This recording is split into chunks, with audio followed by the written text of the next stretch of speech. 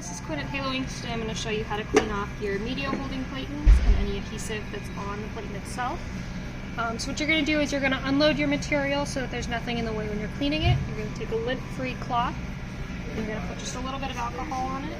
You don't want it to be too wet that it's dripping into stuff, but you want it to be wet enough that it'll clean the ink off. So as you can see on here, there's a lot of the yellow ink and the cyan ink.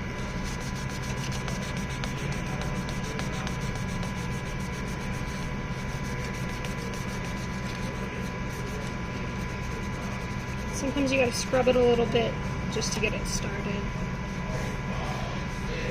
And then over here you can see there's a little bit of adhesive. So I'm gonna put a little bit more alcohol on my cloth.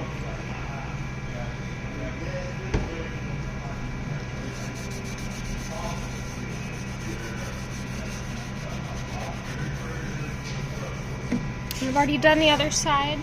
And so the last step I'm gonna do here is I'm gonna take one of my Q-tips, and you can see there's a lot of paper dust and stuff in here, so I'm just going to swipe that and get all of this out, and then once that's clean, you're done.